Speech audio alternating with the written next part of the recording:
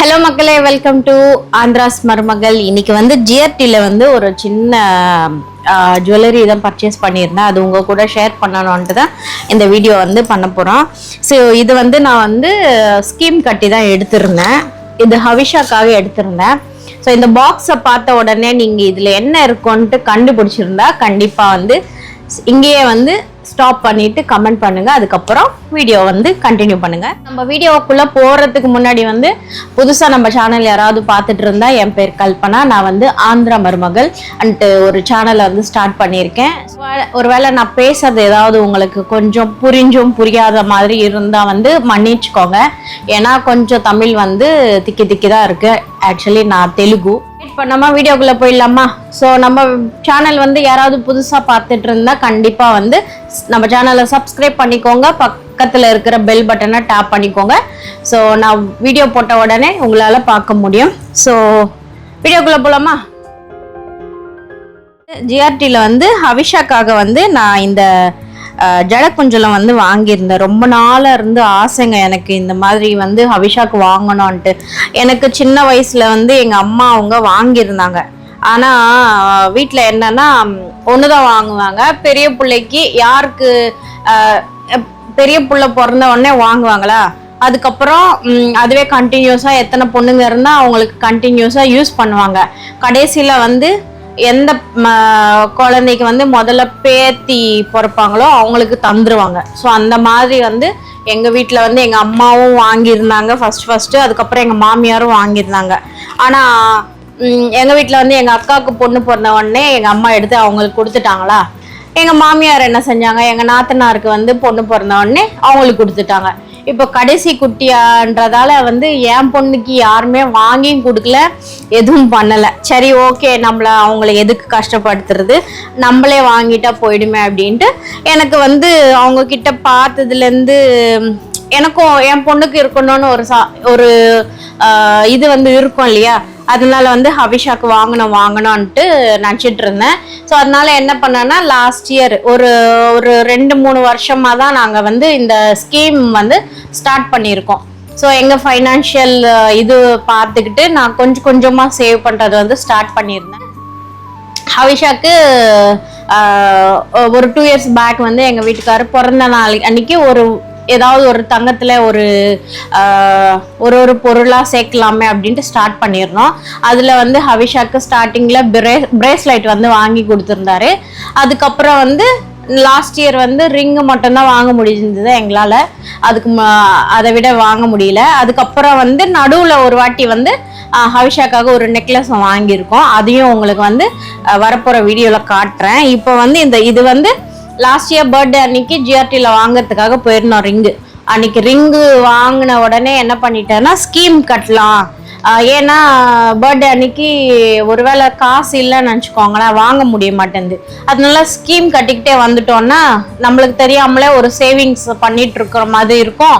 அந்த பர்த்டே அன்னைக்கு ஒரு கிஃப்ட் வாங்குற மாதிரி இருக்கும் அப்படின்ட்டு லாஸ்ட் இயர் பர்த்டே அன்னைக்கு போகிறப்ப வந்து ஸ்டார்ட் பண்ணிட்டு வந்தோம் ஸ்கீமு.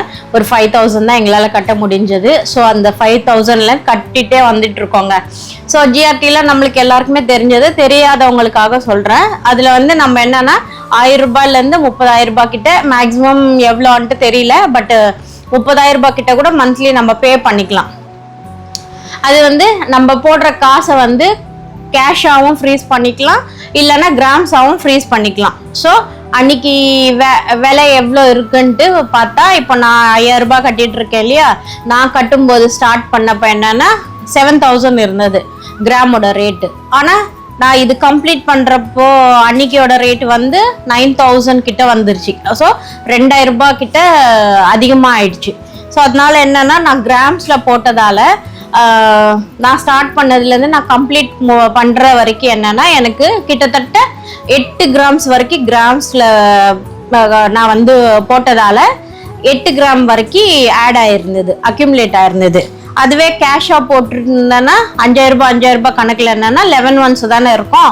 ஸோ அந்த 11 monthsக்கு என்னன்னா 55,000 தான் அக்யூமுலேட் ஆயிருக்கும். அப்போ 55,000 ரூபாய்க்கு வந்து நம்மளுக்கு 9000 கிராம்னா அதுக்கு வேஸ்டேஜ் மேக்கிங் அதெல்லாம் பார்த்தாக்க கிராம் 10,000 ரூபாய் கணக்கில் என்னன்னா 5.5 கிராம் மட்டும்தான் நம்மளால வாங்க முடிஞ்சிருக்கும். ஸோ நாங்கள் வந்து இப்போது கிராமில் வந்து போட்டதால் என்னாச்சுன்னா 8 கிராம் கிட்ட, ஸோ 2.5 கிராம் அதிகமாக வாங்க முடிஞ்சது நம்மளால. நான் ஸ்கீமில் இல்லாமல் டைரெக்டாக போய் வாங்குறப்போ எவ்வளோ ஆகுதுன்னு கேட்டாக்கா அன்னைக்கியோட ரேட்டு 9,000 சொல்லியிருந்தேன் இல்லையா. ஸோ அதனால் என்னென்னா உங்களுக்கு பில்லும் நான் உங்களுக்கு விவரமாக காட்டுறேன். முதல்ல வந்து இந்த இதை காட்டிடுறேன் பாருங்களேன், கிட்டையை காட்டுறேன். இது வந்து நம்மளுக்கு 4 கிராம்ஸ்லேருந்து ஆரம்பிக்குது. பட்டு நான் வந்து கொஞ்சம் கட்டியாகவே இருக்கட்டுமே அப்படின்ட்டு ஒரு 8 கிராம் கிட்ட வாங்கியிருந்தேங்க. இது வந்து நம்ம சட்டகோபுரம் மாதிரியே இருக்குது பாருங்கள், சட்டகோபுரம் மாதிரியே ஒரு 3 ஸ்டெப்ஸ் வந்த மாதிரி நார்மலாக தான் இருந்தது. பட் நான் வந்து ஜிஆர்டி வந்து டி நகரில் தான் வாங்கியிருந்தேன். ஸ்கீம் வந்து நான் வேறு இடத்துல போட்டிருந்தேன், வேறு பிரான்ச்சில். ஆனால் வாங்கினது மட்டும் டி நகர் பிரான்ச்சுக்கு போயிட்டு வாங்கினேன். அங்கே என்னென்னா இந்த மாதிரி இங்கே அங்கங்கே ஒரு கல் வர மாதிரி இருந்தது. ஸோ 3த்துலேயும் அதே மாதிரி தான் இருக்கும். இது அப்படியே கம்ப்ளீட்டாக வந்து நம்ம ஜட குஞ்சலத்துக்கு வைக்கிற மாதிரி வரும். ஸோ இதை ஓப்பன் பண்ணாக்க, ஓப்பன் பண்ணி காட்டுறேன் பாருங்கள். இது ஓப்பன் பண்ணோன்னா இந்த மாதிரி 3 நம்ம ஜடையை வந்து பின்னும் போது என்னென்னா இதை அப்படியே பின்னிக்கிட்டே வந்து இங்கே டைப் பண்ணுற மாதிரி இருக்கும் போடுறப்போ. ஸோ நல்லா திக்காக தான் கொடுத்துருக்காங்க. இதெல்லாம் பாருங்கள், நல்லா அவங்க பின்னி ஜடையை எப்படி பின்னுவாங்களோ அந்த மாதிரி தான் பின்னி நல்லா பண்ணியிருக்காங்க. ஸோ இங்கே வந்து நம்மளுக்கு ஒரு பால் மாதிரி வந்துட்டு இதுக்கு கொஞ்சம் கேப் விட்டுட்டு இந்த கப்ஸ் மாதிரி ஆட் பண்ணிவிட்டு, இது வந்து த்ரெட்டு மாதிரி தான் இருக்குது. இந்த த்ரெட்டை வந்து நம்ம ஆர்டர் பண்ணியும் வாங்கலாம். ஆனால் ஆர்டர் பண்ணால் நல்லா இருக்கும்னாங்க. எனக்கு வந்து ஆர்டர் பண்ணிவிட்டு அதுக்கப்புறம் பிடிக்கல, நான் என்ன பண்ணுறது, அதனால ரெடிமேட்லேயே வாங்கிக்கலாம் அப்படின்ட்டு வாங்கிட்டேன். ஸோ நல்லா தான் இருக்குது இப்போதைக்கு. ஸோ வரலட்சுமி நோம்பணிக்கு இல்லைன்னா ஆகஸ்ட் மந்த்லேயே, ஆகஸ்ட்டில் தான் ஹவிஷாவோட பர்த்டே. ஸோ அதனால வந்து பர்த்டேக்கு வாங்கின மாதிரியாக இருக்கும், அப்படியே வரலட்சுமி நோம்புக்கும் போட்ட மாதிரி இருக்கும் அப்படின்ட்டு வாங்கினேன். எனக்கு தெரிஞ்சே முதல்ல அம்மனுக்கு தான் போட போகிறேன்னு நினைக்கிறேன். வரலட்சுமி அன்னைக்கு, வரலட்சுமி நோம்பு அன்னைக்கு அம்மனுக்கு போட்டுட்டு அதுக்கப்புறம் பர்த்டே அன்னைக்கு ஹவிஷாவுக்கு போட போகிறேன். ஸோ இது பாருங்கள். ஸோ இதுதான் இதோட பார்த்தது. அதுக்கப்புறம் நம்ம இந்த பாக்ஸ் பற்றி பேசினா எனக்கு பாக்ஸ் ரொம்ப பிடிச்சிருந்தது. ஜிஆர்டியில் வந்து இந்த பாக்ஸை பார்த்த உடனே எனக்கு இது ஸ்டோர் பண்ணுறதுக்கு இந்த பாக்ஸ் ரொம்ப சூப்பராக இருந்ததுங்க. உங்களுக்கு எப்படி இருந்தது, பிடிச்சிருந்ததா கண்டிப்பாக வந்து கமெண்ட் பண்ணுங்க. இந்த கவர் அப்படியே வச்சுக்கிட்டோ இருந்தானே, இதோ இதுலேருந்து அப்படியே அழகாக இந்த கவரில் போய் அழகாக சேர்ந்துருதா. அதுக்கப்புறம் இதில் ஸ்டோர் பண்ணுறது வந்து சூப்பராக ஸ்டோர் பண்ணலாம். இந்த பாக்ஸில் ஸ்டோர் பண்ணுறதே இந்த பாக்ஸ் அழகாக இருக்குது. ஸோ பில்லை பார்த்துடலாம். இந்த ஸ்கீமில் நம்ம கட்டுறப்போ என்னென்னா இந்த 11 மந்த்ஸில் கோல்டோட ரேட் வந்து ஃப்ளக்சுவேட் ஆகிட்டே இருக்கும் இல்லையா. ஸோ அதனால் வந்து ரேண்டமாக ஒரு ரேட் அதிகமாக நம்ம எந்த ரேட்டில் வந்து கட்டியிருக்கோமோ அந்த ரேட்டை தான் செலக்ட் பண்ணுவாங்க. ஸோ 7,766 கிட்ட ரேட் எடுத்திருக்காங்க. நம்ம எடுத்த கோல்டோட வேல்யூ வந்து 7.242. பட் நம்மளுக்கு அக்யூமுலேட் ஆகிருக்கிறது அவங்க போட்ட ரேட்டை பொறுத்து பார்த்தா 7.82 கிராம்ஸ் ஆயிருக்கு. ஸோ அதுக்கு வந்து நம்ம 15% மட்டும்தான் கழிப்பாங்க, மிச்சம் 3%. நார்மலாக எந்த பொருள் கூட 18% இருக்கும் இல்லையா, அதை சேர்த்தா 56,000 கிட்ட ஆயிருக்கு நம்மளோட ஜடக்குஞ்சலோட ப்ரைஸு, வெறும் கோல்டு மட்டுமே. அப்புறம் ஸ்டோன் வந்து 160 மில்லி இருந்தது, அதுக்கு தனியாக வந்து ரேட்டு போட்டிருக்காங்க. ரெட்டு, க்ரீன், ஒயிட் ஸ்டோன் இருந்தது இல்லையா, அதுக்கு 200, 350 அப்படின்ட்டு 2 ரேட்டு போட்டிருக்காங்க. அதுக்கப்புறம் அதிகமாக கோல்டு எடுத்தோன்னு சொன்னேன் இல்லையா, ஜடக்குஞ்சலில் அதிகமாக நம்ம எடுத்தது 880 மில்லி, 880 மில்லி. அன்றைக்கோட ரேட்டு வந்து 9,050 இருக்குது. ஸோ 20 மில்லி வந்து அந்த ஸ்டோன் வெயிட் வந்து கழிச்சிருக்காங்க. ஸோ இப்போ வந்து நம்ம அதிகமாக எடுத்துருக்கிறதால 20% வந்து வேஸ்டேஜ் போட்டிருக்காங்க. அதுக்கு வந்து 1,574 ருபீஸ் ஆயிருக்கு. ஸோ டோட்டலாக வந்து 9,430 ருபீஸ் நான் அடிஷ்னலாக பே பண்ண வேண்டியது.